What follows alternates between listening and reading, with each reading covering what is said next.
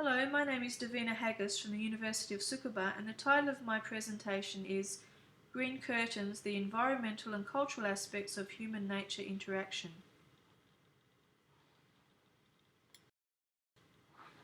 Following the Great East Japan earthquake in 2011, the Japanese government implemented a series of power-saving measures in order to reduce the strain on electricity sources as a result of the crisis at the Fukushima Daiichi plant.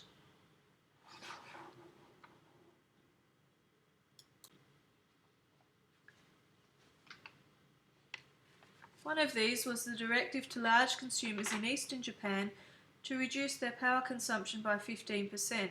These voluntary measures were continued in the summer of 2012 and expanded to incorporate western Japan, with conservation targets of between 5 and 15% relative to power usage in 2010. Popular initiatives in Tsukuba City, Japan included Cool Biz, where people wore loose-fitting casual clothes to work, and the use of green curtains, comprised of bitter melon or morning glory, to shade buildings in an effort to reduce electricity consumption. Goya, or bitter melon, is a tropical and subtropical vine of the gourd family, widely grown in Asia and known for its bitter fruit. Morton suggests it has a long history of usage and cultivation for food and medicinal purposes in Africa and Asia. Harvey et al. Listed as one of the possible species that may have been domesticated in Orissa. However, its presence in archaeological deposits has not been confirmed. The location of its original cultivation is unclear, although there is written evidence via translation of bitter melon being under cultivation in China by 1790.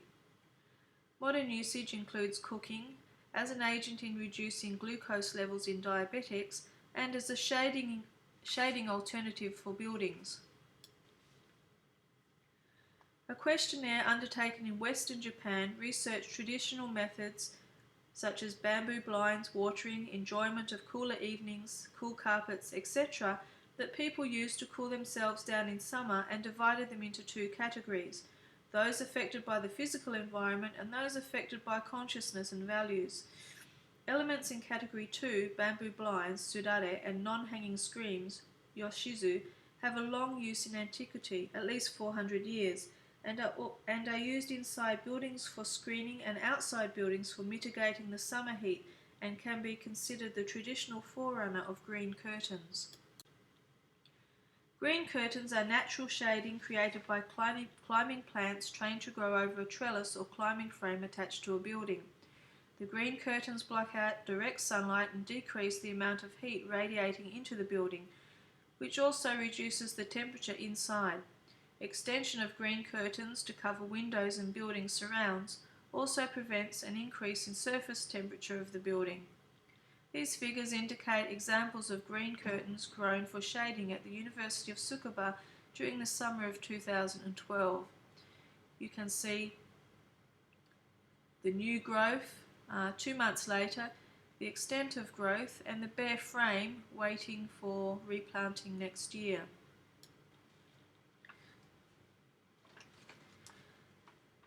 During 2011 and 2012, many residents of Tsukuba City, Japan, created green curtains to cover windows in houses and buildings during summer in order to cool them down and reduce electricity consumption. This was a citywide initiative promoted by the Eco-City Promotion Division of the City Hall, in line with its green policies. Residents were provided with seeds and seedlings of suitable creepers, mainly Goya or morning glory, as an incentive to plant green curtains. Residents were also asked to send in photos of green curtains as part of a green curtain photo contest, with the winning photos to be posted on the City Hall website.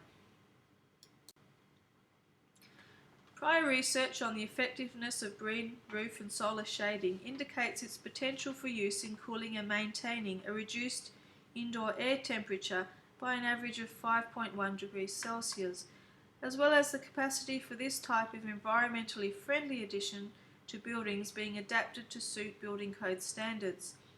Other work outlines the capacity for gain in energy savings, both in retaining heat during winter and cooling down in summer, and through the retrofitting of older buildings that have limited or poor existing insulation.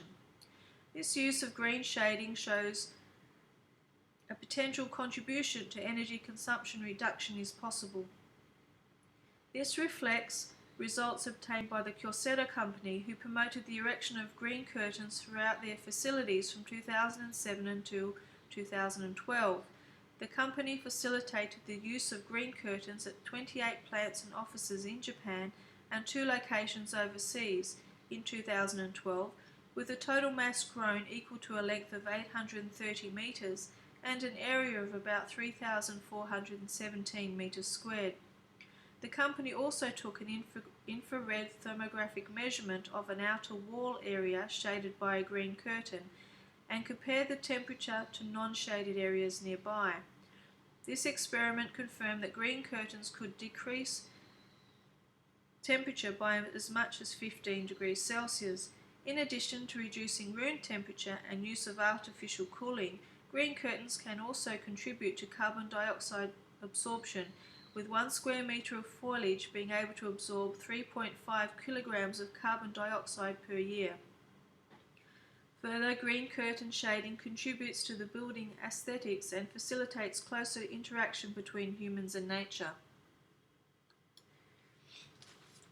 Modification of the environment through the use of tools, fire and other natural resources reflects some of the developments that characterise turning points in human history. This human-environment interaction has been a central theme of research in archaeology and anthropology and reflects the desire of people to control their surroundings and improve their living or working environment.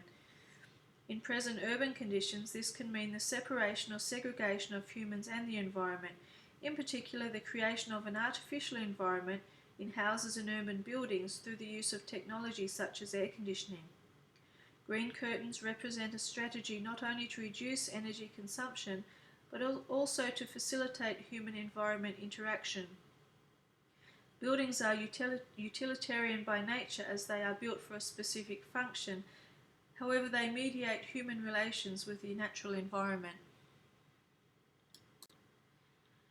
A simple example of this is the use of green curtains to shade the refectory building at Tsukuba University, and how the presence of these facilitates the movement of people from the segregated artificial environment of the air-conditioned refectory to an environment outside the building bounded by the green curtain. The green curtain canopy provides an interactive space for human-to-human and nature-to-human communication. Summer in Japan is extremely hot and humid, with humidity often reaching 80%, making conditions very uncomfortable.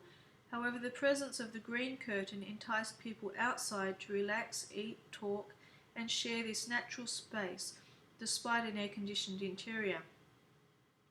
In this sense, the green curtains provide a psychological connection to nature both visually and spatially within an urban environment and reinforce their interrelatedness and interconnectedness. Natural resources in their most basic state provide the components of buildings, and green curtain shading of buildings enclose people in a natural, albeit changed environment, contributing to human-nature interaction.